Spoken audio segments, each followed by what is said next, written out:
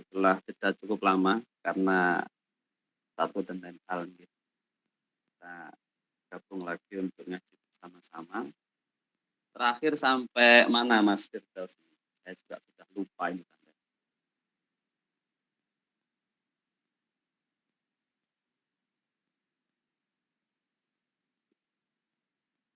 Nah, ini kan nggih, wa amal idroku wal hayatu niku. Oh iya, berarti bener berarti. Berarti rong pikun berarti ya. Bismillahirrahmanirrahim. Ibtigha'an li mardatillah wa li syafa'ati Rasulillah wa li husuli jami'i maqasidina al-Fatihah. A'udzu billahi minasyaitonir rajim. Bismillahirrahmanirrahim. Alhamdulillahi rabbil alamin arrahmanir rahim maliki yaumiddin. Iyyaka na'budu wa iyyaka nasta'in. Ihdinas siratal mustaqim. Siratal ladzina an'amta 'alaihim ghairil maghdubi 'alaihim waladdallin. Bismillahirrahmanirrahim. Qala al-musannifu rahimahullahu ta'ala wa nafa'ana bihi wa bi 'ulumihi fid dharain amin. Bismillahirrahmanirrahim. Ini babnya terkait dengan sudah berkaitan dengan pembicaraan mengenai aspek-aspek eskatologi, sesuatu yang berkaitan dengan kematian, kemudian tentang ruh, kemudian tentang alam barzah. Wa amal idraku anapun utawi panemu wal hayatulan kehidupan wa'udur ruhi lan balinir ruh ilal jasadi maring jasad iku faqat waroda teman-teman tu meko anil Barra bin Azib saking sahabat Al Barra bin Azib radhiyallahu anhu. Napa sing waroda apa hadisun hadis tawilun kang dawa.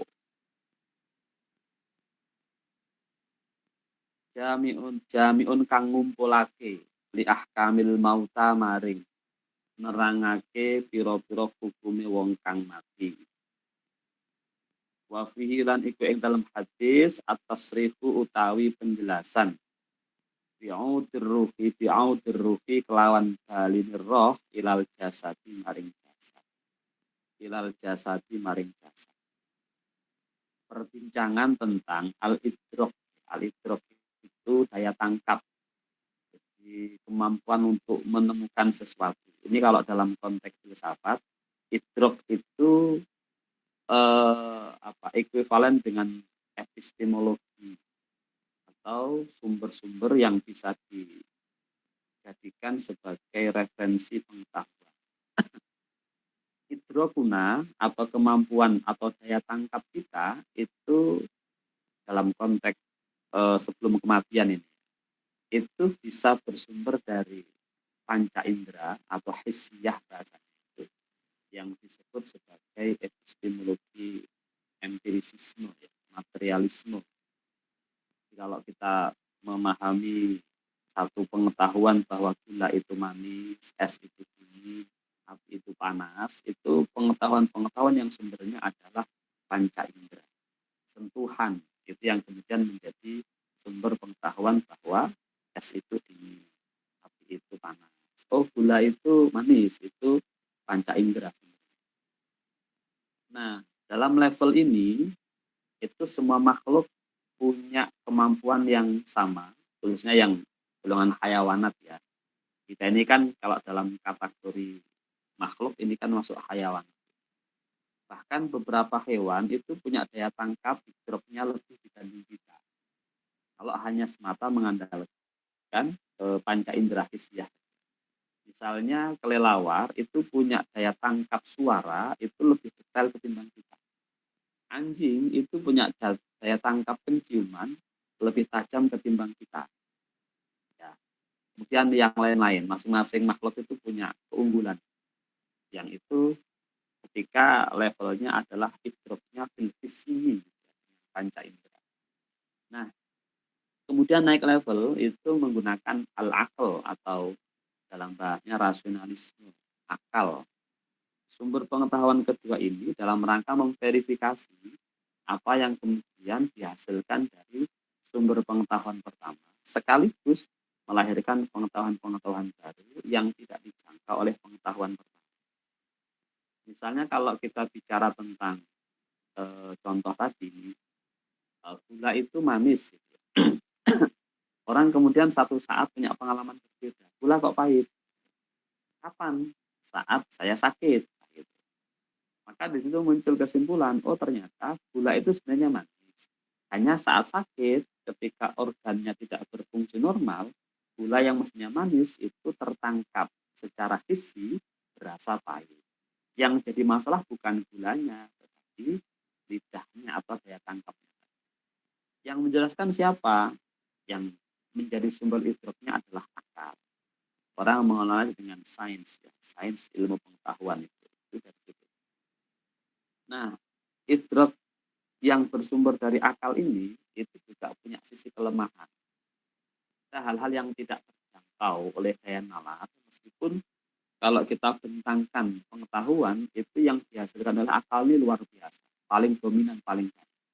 Karena semua sumber pengetahuan itu bertumbuh kepada idroku bil aql. Tapi sekali lagi ada wilayah yang tidak dijangkau oleh akal. Misalnya tentang hal-hal yang bersifat gaib, kemudian hal-hal yang non fisik dan non akli. Siapa yang kemudian menjelaskan? Itu namanya intuisi atau al-qalbi. Maka idrokun bil qalbi, idrokun bil fuad, sir, itu juga sumber pengetahuan yang kadang-kadang verifikasinya susah. Makanya nanti gini, kalau teman-teman mengkaji hadis misalnya itu ya, hadis itu kan idroknya bil akal, dengan akal. Misalnya kalau dengan teori sanad, teori matan, itu kan orang punya standarisasi. Oh hadis ini sahih. Kenapa? Karena sanadnya nyambung. Membuktikan sanad nyambung itu pakai ilmu sejarah. Oh si A ketemu si B, ada proses periwayatan. Itu berarti nyambung sanad. Kemudian yang kedua itu perawinya dipastikan valid. Validitasnya itu tinggi. Ada dobit, ada adil gitu. Itu ukurannya akal. Kenapa dia dikatakan dobit? Karena punya daya tangkap yang bagus, punya daya hafal yang bagus, punya daya ingat yang bagus. Itu akal semua standarnya. Nah, kemudian ini dia adil, tidak sering melakukan tindakan yang bernilai maksiat. Itu dalam kategori ilmu hadis menggunakan pendekatan idrok bil aql. Itu sanad. Matan juga itu dinilai dari sisi bahasa, syad apa tidak, ada istilah ilat apa tidak. Maka hadis yang memenuhi kriteria sebagai mutasil, adil, dobit, tidak ada syad, tidak ada ilat, disebut hadis sahih. Terus muncul pertanyaan, kalau ada hadis yang tidak sampai derajat itu, sahih apa tidak? Karena nanti nyatanya begini, kalau teman-teman mengkaji itu, banyak hadis-hadis yang tertuang di dalam beberapa kitab yang kita jadikan literatur, khususnya dalam kajian tasawuf, itu dinilai dengan ilmu hadis yang bil akli tadi itu enggak sahih. Karena tidak nyambung sanadnya. Rata-rata itu. Kenapa? Karena ada proses periwayatan yang terputus. Nah, ulama-ulama ahli tasawuf itu menggunakan pendekatan bil qalbi, pakai intuisi. Maka ada istilah hadis itu ya bisa jadi dhaif indal muhaddisin, tapi sahih indal arifin. Jadi ini dhaif dalam kategori ilmu hadis karena tidak mutasil. Tetapi para ahli makrifat bisa memastikan itu sahih karena melalui jalur periwayatan yang bil qalbi tadi, sir tadi. Apa sah dijadikan sebagai referensi keilmuan? Kalau kita mengakui epistemologinya adalah intuisi menggunakan hati, dan itu sah sebagai sumber pengetahuan, maka ya sah-sah saja dipakai sebagai referensi. Nah, tentu validitasnya juga harus diukur dengan mereka yang ahli. Tidak bisa kita menggunakan pendekatan sir itu, kemudian pendekatannya pakai akli. Gitu ya. Makanya saya beberapa kali itu kalau lihat YouTube-nya Prof. Said Akil Husain Al-Munawwar gitu ya, dia cerita itu waktu kuliah di Timur Tengah itu kalau ketemu hadis yang beliau nggak ketemu sanadnya siapa, itu datang ke gurunya Syekh Yasin Al-Fadani, Muhammad Yasin Al-Fadani. Kata Syekh Yasin, ya sudah besok nanti kamu datang lagi. Dan nanti malam tak ketemu Rasulullah. Menanyakan ini hadisnya benar apa enggak. Itu ada orang yang punya kualifikasi seperti itu. Kalau dipakai ilmu hadis ya jelas dhaif. Kapan ya Syekh Yasin ketemu dengan Nabi? Enggak mutasil banget. Tapi ini pendekatannya intuisi. Dan itu dimiliki oleh banyak orang yang memang punya kategori dan klasifikasi itu. Ada Kiai di Banyuwangi itu, Kiai Mawardi kalau nggak salah. Wakilah itu, saya pernah diceritain waktu ngaji di Purwokerto itu. Beliau itu kalau ngaji kitab Ihya, itu kadang-kadang itu berdiam diri sejenak itu dingkluk gitu. Itu nanti ditanya sama santrinya, kok anu dingkluk Mbah Yai? Beliau katakan, saya sedang bertanya dengan Mbah Ghazali tentang makna kitab yang beliau tulis ini. Komunikasi langsung dengan mu'alifnya.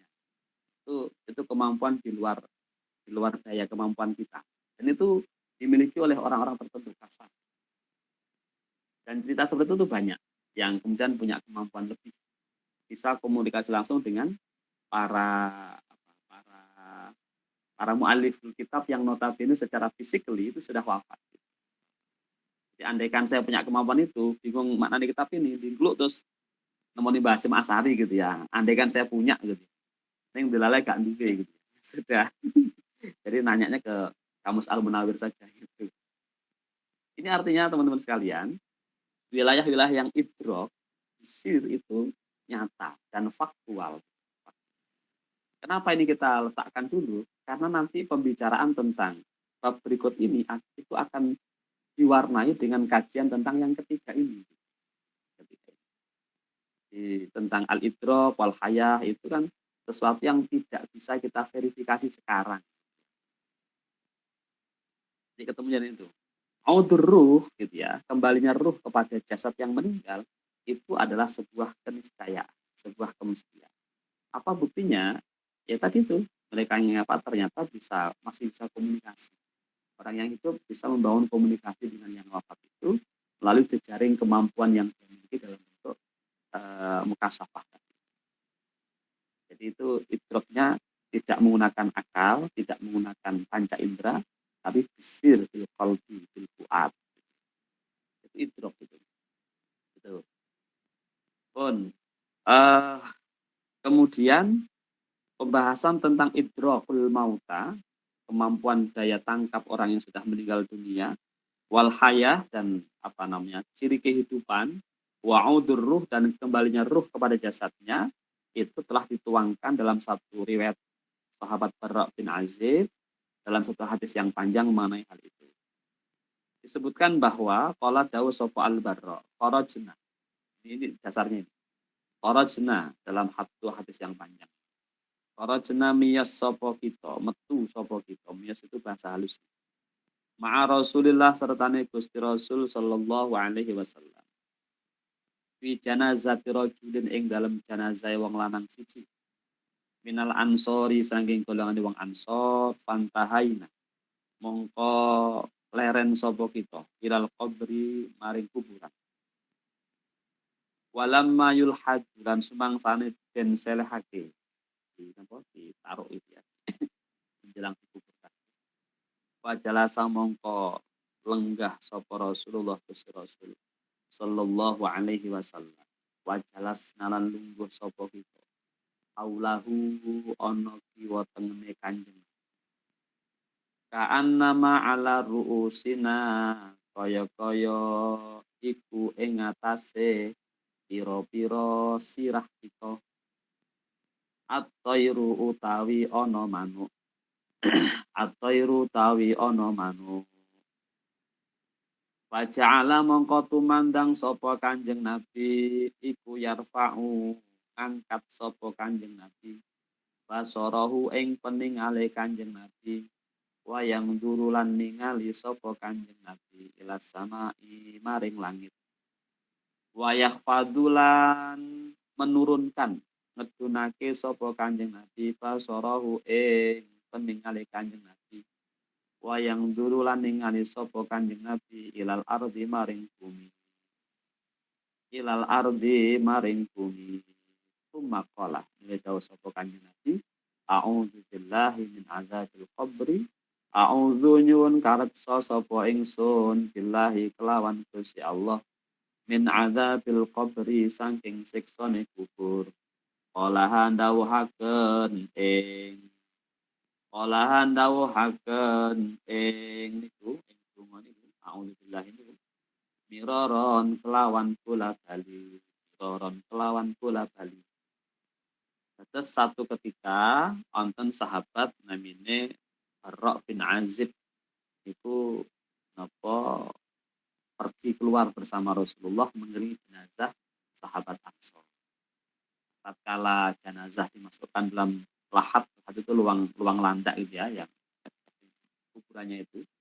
Nah, kemudian beliau duduk, demikian pula para sahabat duduk di sekitarnya. Dalam proses duduk itu disaksikan, diceritakan sahabat Barra tadi, ka'anna ma'ala rusina at-thair. Seolah di atas kepala kami ini ada burungnya. Saking anteng gitu ya, saking tidak ada suara, itu menggambarkan posisi yang hening. Nek manuk yang dure seolah-olah dia biar nggak mabur, jadi menang betul. Kemudian Kanjeng Nabi secara bergantian ndangak ke atas, kemudian menunduk ke bawah, terus beberapa kali. Saya mengucapkan satu kalimat, a'udzubillahi min adzabil qabri. Allah, lindungilah aku dari siksa kubur. Qala hamiroron. Beliau katakan itu berulang.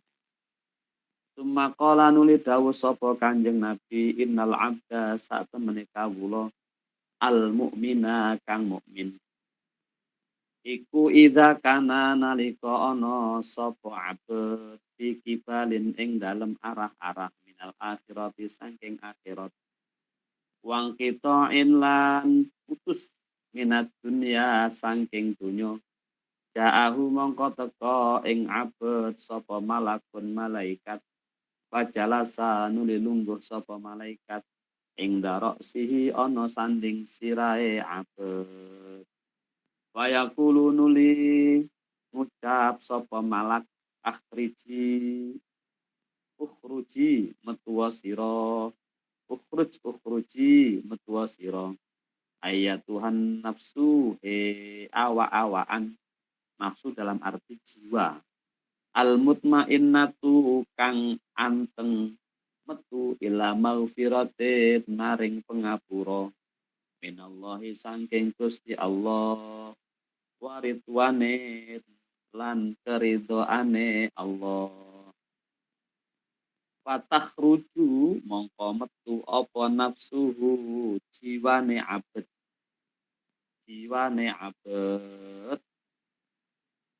abet watasilu lan mili kama yasilu kaya oleh mili apa terus saka tetesane banyu watang zilulan temurun sopal malaikat minal jannati saking swarga bidul wujuhi kang putih-putih wajahe. Ka'anna wujuhahum kaya-kaya wajahe malaikat iku asyamsu mumpamane srengenge. Ma'ahum iku sertane malaikat akfanun utawi pira-pira kain kafan min akfanil jannati saking pira-pira kafane swarga. Wa khunutun lan pira-pira ramuan wewangen min khunutiha saking pira-pira ramuane jannah. Waya jelisuna mongko lungguh sapa malaikat. Waya jelisuna mongko lungguh sapa malaikat minhu saking abet madal basori kelawan dawaake peninggal. Wa idza qabadha mongko nalika nyabut ing nafas sapa al malaku malaikat lam yad'uha mongko ora ngundang sapa malaikat ing nafas fiyatihi ing dalem tangane malaikat tarfata ainin kelawan sak kedepe mata. Fadzalika utawi mengkono-mengkono keterangan iku qauluhu ta'ala kaya dawe Allah Ta'ala azza wa jalla tawafathu rusuluna wa hum la yufarritun. Tawafathu bahasanya nggih mewafatkan sapa malaikat tawafathu mewafatkan ing wong sapa rusuluna pira-pira utusan kita. Wahum hale utahe rusuluna iku la yufarrituna ora padha pepeka. Ora padha pepeka. Pepeka niku sembrono. Pun niki hadis bicara tentang napa ahwalul mauta ya, kondisi-kondisi yang berkaitan dengan kematian. Setelah Kanjeng Nabi niku wau napa lenggah disertai para sahabat niku ndonga a'udzubillahi min adzabil qabri niku, kemudian Nabi menyampaikan dawuh innal abdal mukmin, ini kalau ada hamba mukmin yang berkategori mukmin itu ketika menjelang kematiannya, jadi kibril akhirah itu masuk gerbang akhirat, uang kita minat dunia itu terputus dari kehidupan dunia, jadi semacam gerbang. Makanya maut atau al-maut itu kan sebenarnya hanya za'iqah. Za'iqah itu nyicipi itu kan enggak. Kalau orang nyicipi sayur sampai rong piring kan ya enggak nyicipi. Itu paling sak sendok gitu ya, sak kutil gitu ya, itu za'iqah. Maka mati pun itu sebenarnya only gate ya, hanya gerbang yang kemudian memisahkan al-inqita' minad dunya ilal akhirah. Pemutus dari kehidupan dunia masuk ke alam akhirat. Yang pintu awalnya adalah kematian. Nah, ketika di gerbang yang tadi itu, di ruang antara, ja'ahu malakun fajalasa inda ra'si fayaqul. Datanglah malaikat mendekati sang hamba tadi di area dekat kepala. Kemudian dia mengatakan ukhruji ayyatan nafsul mutmainnah, keluarlah wahai jiwa yang tenang, jiwa yang tentram. Kemana keluarnya? Ila maghfiratin minallahi wa ridwan, menuju ampunan dan ridhonya Gusti Allah. Jadi kalau boleh kita deskripsikan barangkali ini semacam welcome speech ya, ucapan selamat datang dari para malaikat kepada mereka-mereka yang nafsuhu al-mutmainnah, yang jiwanya dalam kondisi yang tenang. Ya ayyuhan nafsul mutmainnah irji'i ila rabbiki radiyatan mardiyah. Fadkhuli fi ibadi wadkhuli jannati. Itu yang nafsul mutmainnah. Dipersilahkan. Nah, kemudian fatah khurujun nafsuhu wa tasilu kama yasilu qatsaqa. Keluarlah ruhnya. Itu digambarkan seperti aliran air mengalir yang seret gitu saja. Air itu tenang ya. Watang zilul malaikah minal jannati bidun wujud. Dan seraya muncullah malaikat yang menyambut kedatangan sang ruh tadi itu, di mana para malaikat ini bidun wujud, itu wajahnya glowing semua. Wajahnya itu berbinar-binar semua. Malaikatnya itu juga hadir dengan penampakan sesuai dengan kriteria yang disambut. Ya, kalau kita di lobi hotel itu kan yang nyambut mesti mereka-mereka yang punya wajah sumringah, good looking gitu ya.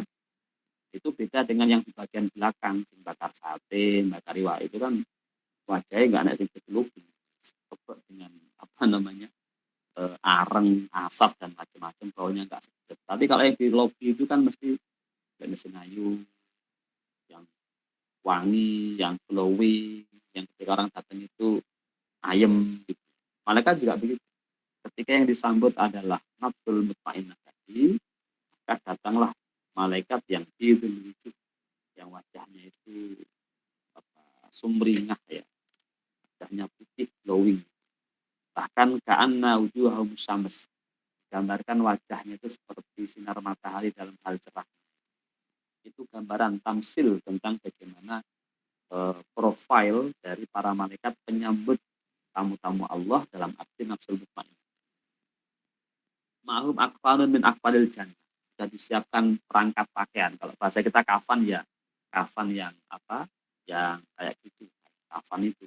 Tapi mungkin maknanya tidak hanya seperti itu. Mungkin lebih luas itu adalah pakaian. Pakaian dalam arti ya sesuatu yang layak, pantas, sesuai dengan tempat dan tamu yang disambut. Kayak kita, sebenarnya sama, gambaran-gambaran itu bisa kita dapatkan dari ruang-ruang publik hari ini seperti hotel. Tentu sana ada handuk putih yang sudah bersih, gitu, sesuai dengan level tamunya. Bintang 5 ya, pelayanannya lux gitu ya, semua bersih, wangi dan seterusnya. Bintang 7 ya saenek. Bintang 9 ya saenek. Nah itu akfanun ya. Akfanun itu wahunutun min hunutiha. Dibawakan ramuan-ramuan dari surga. Nah kemudian ketika dicabut itu dalam posisi yang tidak sakit sama sekali. Tidak sakit itu bahasanya ya tawafat hurusuluna wahum la yufarridun. Para malaikat itu adalah utusan Allah yang menjemput para nafsul mutmainnah untuk kemudian dibawa ke haritaan Allah dalam posisi la yufarridun. Mereka tidak sembrono alias betul-betul memperhatikan SOP penyambutan tamu yang mutmainnah tadi. Qala fatah ruju nafsuhu, fatah ruju mongko metu apa nafsuhu ruwe atau rohnya si sinten iki si apet ya si kawula kaatia birihin kaya luweh wangi-wangine ambu wujidat kang den temu apa li ewajata kang nemu sapa sira wa ta'ruju mongko wujidat wajatan wujidat kang den temu apa nafas ing saged jadi bikin majhul tapi naibul fa'ilnya adalah nafas fata aruju nuli munggah sapa nafas fata aruju nuli munggah bihi kelawan nafas sapa al malaikatu para malaikat fala yatuna mongko ora teka sapa malaikat ala kunutin apa kunutin niku wa fi riwayatin yang dalam riwayat siji fala yazalu mongko ora leren iku yamurru laku sapa malaikat bil umami kelawan liwati para umat asabi kang wis dhisik wal quruni lan pira-pira mangsa al khaliyati kang sepi ka amsalil jarodi kaya pira-pira Ka'amsalil jaroti kaya pira-pira walang al muntasari kang den gelar bainas sama'i ing dalem antarane langit wal ardi lan bumi illa qalu kejaba padha ngucap sapa as-sabiqah.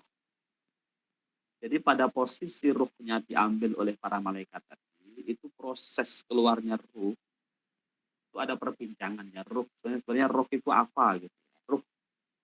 Jadi kalau kita ini kan orang mengatakan masih hidup karena ada persatuan antara ruh dan jasad. Orang mati itu ruhnya ada, jasadnya ada, tapi sudah tidak dalam posisi bersatu. Apa? Takhruju nafsuhu. Jadi nafasnya, ruhnya itu sudah keluar. Ada istilah nafas, ada istilah ruh. Ruh ini juga merupakan sesuatu yang misterius. Dari tafsirnya banyak. Sehingga di dalam Quran ada satu ayat yang menyebutkan Qulir ruh min amri rabbi gitu. Yas'alunaka 'anir ruh, jawabnya Allah kepada Rasulullah, Qulir ruh min amri. Orang-orang bertanya tentang ruh itu apa? Kemudian Allah menyampaikan kepada kami, jawablah, ruh itu adalah sesuatu yang menjadi urusanku kata Allah. Dimensinya banyak, perbincangan tentang ruh. Jadi kalau dalam kajian filsafat, ruh itu sebenarnya eternal, abadi atau tidak. Karena kalau nanti teman-teman masuk dalam kajian yang lebih detail, itu kan perbincangannya ruh itu kayak energi. Energi itu sebenarnya kekal apa hilang. Orang menyebutnya hukum kekekalan energi. Cuman harus dibatasi, kekal dalam arti ini itu tidak seperti kekalnya Gusti Allah. Sama halnya dengan begini, Allah itu mengetahui, kita juga mengetahui. Tetapi pengetahuan kita tentu tidak sama dengan pengetahuan Allah meskipun diungkapkan dengan bahasa yang sama. Contoh, alimallahu, Allah mengetahui. Kita juga sama, aliman nas, orang-orang juga. Tapi pengetahuan Allah itu kan tidak sama dengan pengetahuannya kita. Dalam arti ada perbedaan yang mendasar sekali. Nah, lantas kenapa penyebutannya menggunakan kata mengetahui untuk Allah dan kita? Kok tidak pakai kata yang lain gitu ya? Itu namanya keterbatasan bahasa. Jadi bahasa kita atau bahasa manusia itu tentu kalau diukur dengan kemahaannya Allah dalam segala dimensi itu ya tidak bisa menampung. Misalnya kita menggambarkan Allah dengan bahasa-bahasa yang paling maksimal sekali, itu ya tidak bisa menggambarkan the real of Allah. Nuwun sewu, sampai ketika bicara Quran, Quran itu ketika dimaknai sebagai kalam Allah, tentu merupakan ekspresi dari kehendak Allah, ekspresi dari kalamullah. Tapi ketika menggambarkan tentang surga sekalipun, ketika sudah turun dalam bahasa manusia, bahasa Arab ini kan bahasa manusia nih, itu mau tidak mau ya terbingkai dengan bahasa-bahasa manusia. Sehingga gambaran surga itu paling banter dalam konteks Quran itu ya jannatin tajri min tahtihal anhar. Surga itu satu tempat seperti taman yang di bawahnya ada sungai-sungai yang mengalir, angin berhembus gitu ya, tempatnya sejuk.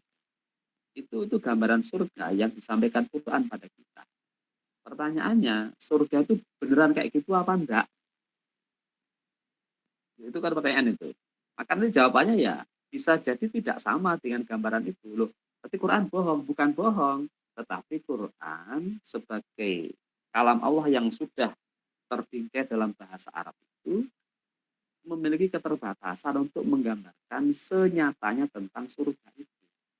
Karena kemudian kita menyebutkan al-jannatu itu ya apa itu? Ma khatirat bil bal gitu ya, ma ainun ra'at gitu ya, wala udhunun sami'at gitu ya. Sesuatu yang belum pernah terlihat oleh mata, belum terdengar oleh telinga, bahkan belum pernah terbersit dalam hati.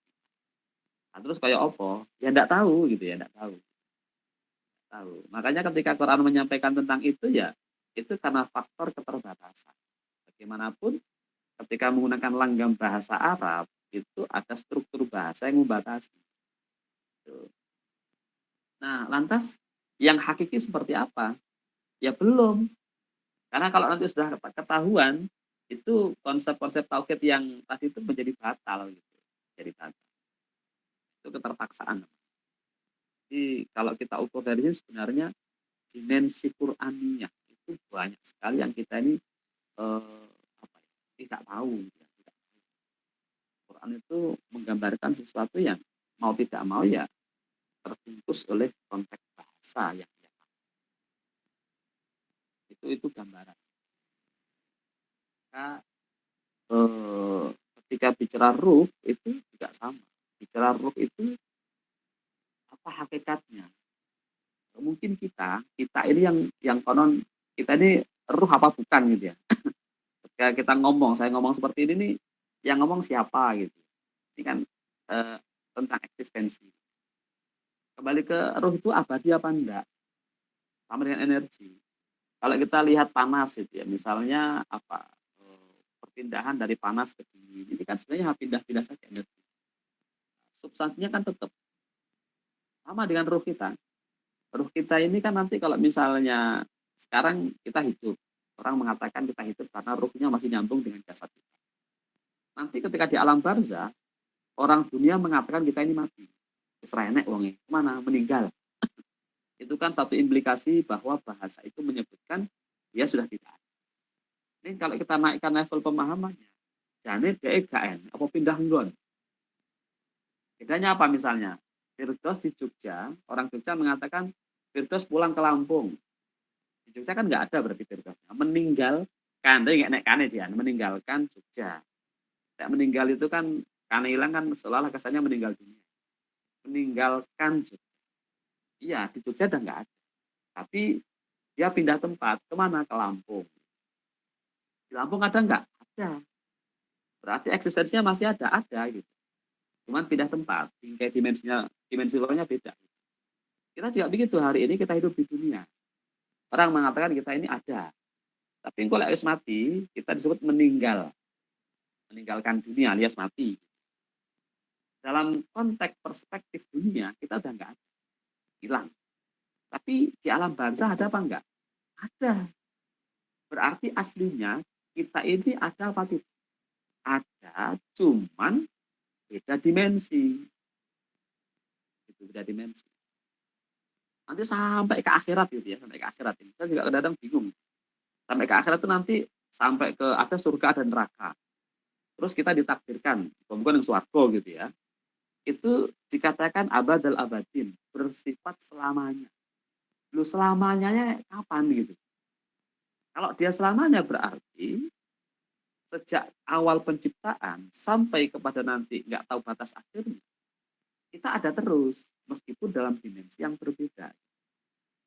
Ya, alam barzah, nanti alam akhirat, surga atau neraka, itu kan abadal abadi. Tidak kemudian hilang dalam arti kayak enek blas tuh ya enggak. Gak enek ning kene tapi enek ning kono gitu. Ini yang kemudian dalam kacamata filsafat sering disebutkan bahwa sebenarnya penjelmaan dari Tuhan dalam konteks keabadiannya itu ya tercermin dalam dimensi-dimensi yang beragam tadi itu. Bahwa kita merupakan satu keabadian dalam tanda kutip, itu iya ketika menggunakan perspektif tadi itu, tapi keabadian kita berbeda dengan keabadian itu. Sama pengetahuan kita beda dengan pengetahuan itu. Gitu. Maka menyambungkan antara dimensi dunia dengan dimensi alam barzah itu menjadi penting agar kemudian pemahaman kita tidak berhenti dan terputus seolah-olah mandek jegret. Apa implikasinya? Kalau bicara hukum misalnya, ketika orang bertanya, nyampe enggak kita mengirimkan doa kepada yang mati? Nyampe. Kenapa? Sama-sama hidup, meski dimensinya beda. Bisa enggak orang yang mati itu komunikasi dengan yang hidup? Bisa. Saya katakan tadi itu. Kan seolah-olah kan begini, wong lek mati wis. Ini kan teman-teman sebenarnya kan selalu mengatakan mati ya sudah selesai. Kita kan enggak. Guru-guru torikoh, guru-guru yang memang mukasyafah itu punya daya jangkau. Bahkan wakilah daya jangkau mereka ke alam dunia aksesnya itu lebih terang ketimbang akses kita ke sana. Dengan catatan mereka-mereka adalah an-nafsul mutmainnah. Jadi hidup bukan mati, bukan. Maka membangun komunikasi dengan di sana itu bisa. Cuma masalah ketentuan berlaku. Tapi secara teori bisa. Ini menegaskan teori bahwa hidup mereka ini. Apa implikasinya? Jangankan Rasulullah, gitu. Ulama, wali saja bisa hidup, bisa komunikasi. Apalagi anjing. Hingga ketika bicara hadis-hadis yang disebutkan doa tadi dalam perspektif ulumul hadis, itu menjadi terbantahkan ketika dasar pemikirannya seperti ini. Bisa jadi tidak mutasil secara akli karena ukurannya adalah ruang dan waktu dunia, tetapi mutasil secara qalbiyah, hati, karena dimensinya adalah ruhaniyah. Dan teman-teman di wilayah tarekat tasawuf punya bidang kajian yang intens di dalam hal ini. Ini menjelaskan tentang relasi antara dunia karo alam. Maka apa ya? Kalau kita membaca beberapa kisah misalnya Jalaluddin Ar-Rumi ya, itu ketika mau wafat ya enggak sedih-sedih amat, bahkan seneng. Karena ya padha karo misalnya Firdaus kok di kok Jogja arep ning Lampung itu yang ditinggal ning Jogja mungkin nangis, lama nggak ketemu. Tapi Firdausnya seneng arep ketemu karo bapak ibu ya. Hanya itu dimensinya tuh hanya itu. Yang tinggal ning donya nangis, bae nangis, anaknya nangis, bae nangis. Orang nyebutnya mati.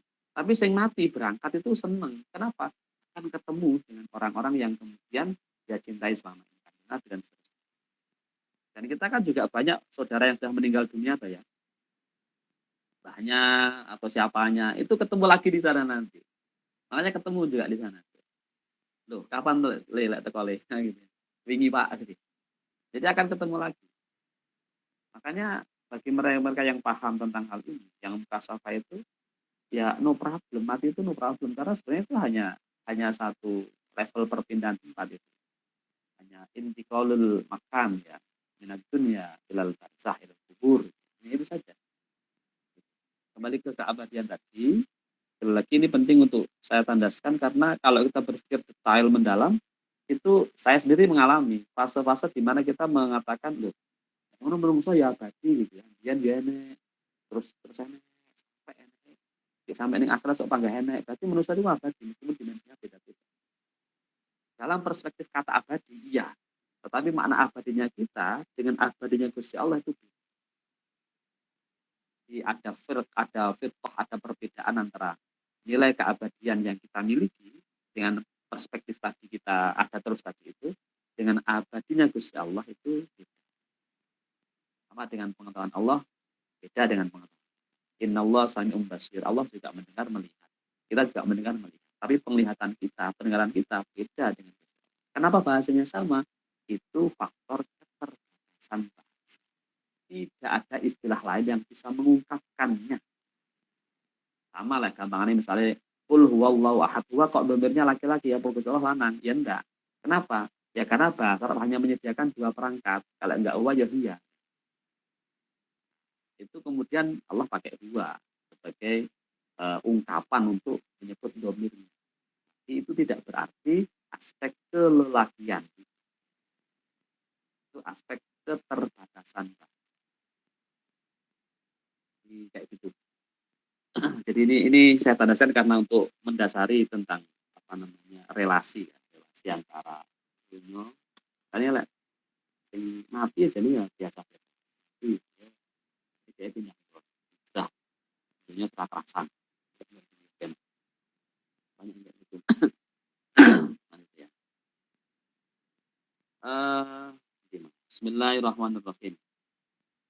Nah, ketika apa jenenge dicabut oleh malaikat itu nafsunya atau jiwanya itu keluar, kemudian dijak jalan-jalan bahasanya.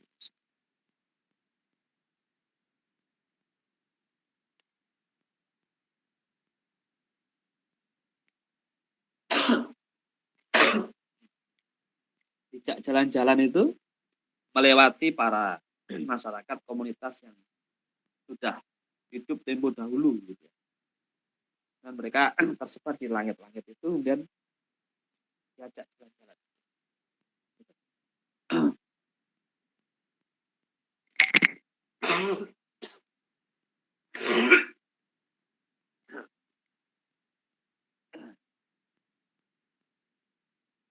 Pun saya kira itu dulu. Ini rata umat ya. Pun Assalamualaikum warahmatullahi wabarakatuh.